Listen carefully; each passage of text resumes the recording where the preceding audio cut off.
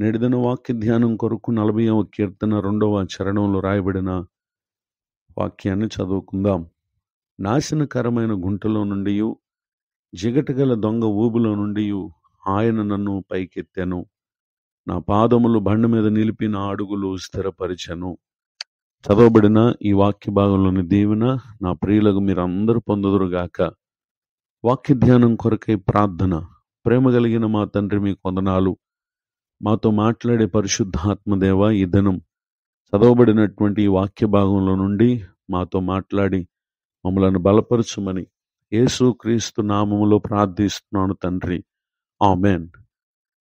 చదవబడిన ఈ వాక్య భాగంలో కీర్తనాకారుడైనటువంటి దావీదు గారు తనను పైకెత్తి తన పాదములను బండ మీద నిలిపి తన అడుగులు స్థిరపరిచిన దేవుని గురించి ఇక్కడ తెలియచేస్తా ఉన్నాడు. తన జీవిత దినాల్లో తాను ఎదుర్కొన్నటువంటి అనుభవాలు ఏంటంటే, ఒకటి నాశనకరమైనటువంటి గుంట, రెండవది జిగట గల దొంగ ఊబి. నశింప చేయుటకును అతడు దోచుకునబడుటకును కారణమైనటువంటి పరిస్థితులను తాను ఎదుర్కొన్నటువంటి విషయాలను ఇక్కడ తెలియజేస్తా ఉన్నాడు. అలానే 69వ కీర్తన 2వ చరణంలోను అలా 4వ చరణంలోను, నిలుక ఈయనే గాధమైన దొంగ ఊబిలో నేను దిగిపోవచ్చున్నాను. అగాధ జలముల్లో నేను దిగబడి ఉన్నాను. వరదలు నన్ను ముంచివేయుచున్నవి. నిర్నిమిత్తముగా నా మీద పగపట్టువారు నా తల వెంట్రుకల కంటే విస్తారంగా ఉన్నారు. అబద్ధమును బట్టి నాకు శత్రువులై నన్ను సంహరింపగోరువారు అనేకులు. నేను దోచుకొనని దాన్ని నేను ఇచ్చుకొనవలసి వచ్చాను అని చెప్పి అతడు తన ఎదుర్కొనేటటువంటి కృంగిన స్థితిని ఇక్కడ జ్ఞాపకం చేయటం మనం గమనించగలం. కేవలం దావీదు గారి కాదండి, పరిశుద్ధ గ్రంథంలో యోసేపు గారు తన జీవితంలో అట్టి అనుభవాన్ని ఎదుర్కొన్నారు. అలానే యోబు గారు కూడా తన జీవితంలో ఇటు అనుభవాన్ని ఎదుర్కొన్నారు.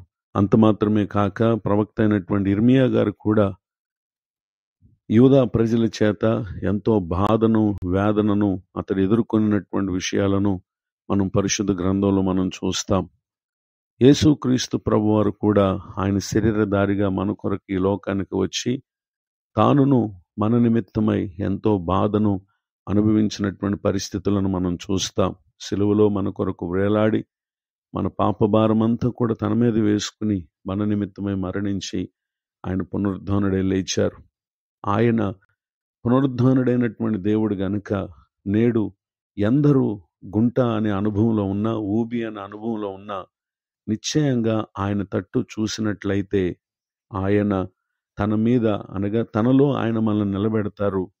మన జీవితం యొక్క అడుగులను ఆయన స్థిరపరిచేటటువంటి దేవుడిగా ఉన్నారు. నిశ్చయముగా ఎటు చూసినా మన జీవితానికి ఆధారం దొరకదు, కానీ మన ప్రభు అయినటువంటి యేసుక్రీస్తు వారు నిశ్చయంగా మనకు మేలు కలుగు చేస్తారు. ఈ మాటలు వింటున్నటువంటి నా ప్రియ సహోదరి సహోదరులు, ప్రస్తుతం మీరున్నటువంటి పరిస్థితి ఏదైనా దేవుని సన్నిధిలో ప్రార్థన చేయండి, ఆయన కొరకు కనిపెట్టండి. ఈ కార్యాన్ని దావీదు గారు 40వ కీర్తన 1వ చరణంలో, యెహోవా కొరకు నేను సహనముతో కనిపెట్టుకుంటుని, ఆయన నాకు చెవియొగ్గి నా మొర్ర ఆలకించను అని అక్కడ తెలియజేస్తా ఉన్నారు. గనుక ఆయన మనలను పైకెత్తి మన పాదములను బండ మీద నిలిపి, మూడవదిగా మన అడుగులు స్థిరపరచాలంటే సహనంతో కనిపెట్టాలి, మనం ఆయనకు మొరపెట్టాలి. ఈ 2 కార్యాలు చేసి దావీదు గారు ఏ విధముగా తిరిగి మరల మేలు పొందారో, యోబు గారు ఎలా మేలు పొందారో, యోసేపు గారు ఎలా మేలు పొందారో, ఇర్మియా గారు ఎలా మేలు పొందారో, ఇంకా అనేక మంది భక్తులు తాము ఇలాంటి అనుభవాల్లోకి వెళ్ళిన దేవుని సహాయం చేత వారు తిరిగి ఉన్నత స్థితికి వచ్చారు. ఇహమందు మేలు పొందుతాం, పరమందు నిత్య జీవంలో ఉన్నతమైన స్థానాన్ని పొందుతాం. ఇటు దీవులకు నా ప్రియులకు మీరు పాత్రులు కావాలని కోరుతూ ఈ మాటలు ముగిస్తూ ఉన్నాను. ప్రార్థన. ప్రేమ కలిగిన మా తండ్రి, మీ వందనాలు.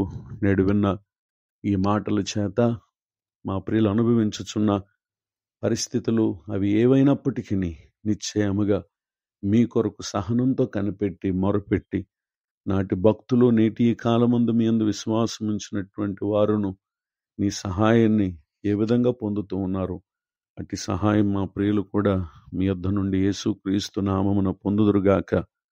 దైవజనులను, వారి కుటుంబాన్ని, సేవా పరిచయను దీవించి మీ కాపుదల వారికి దయచేయండి. నూతన సంవత్సర దయా కిరీటాన్ని ఇదను పొందినటువంటి ప్రియులను కూడా దీవించండి. నేటి దిన దీవెనలు సమస్త విషయాలు అనుగ్రహించి, ఏ అక్కర్లో, ఏ కొదువులో, ఏ ఇబ్బందులో మా ప్రియులు ఉన్నారో నిశ్చయముగా విన్న ఈ మాటల చేత వారి హృదయాలలో మీ ఆత్మ కార్యము, వారి కుటుంబంలో అద్భుత కార్యం జరిగించమని యేసుక్రీస్తు నామములో ప్రార్థిస్తున్నాను తండ్రి. ఆమెన్. తండ్రి, కుమార, పరిశుద్ధాత్మ దేవుడితోడు నడిపించునుగాక. ఆమెన్.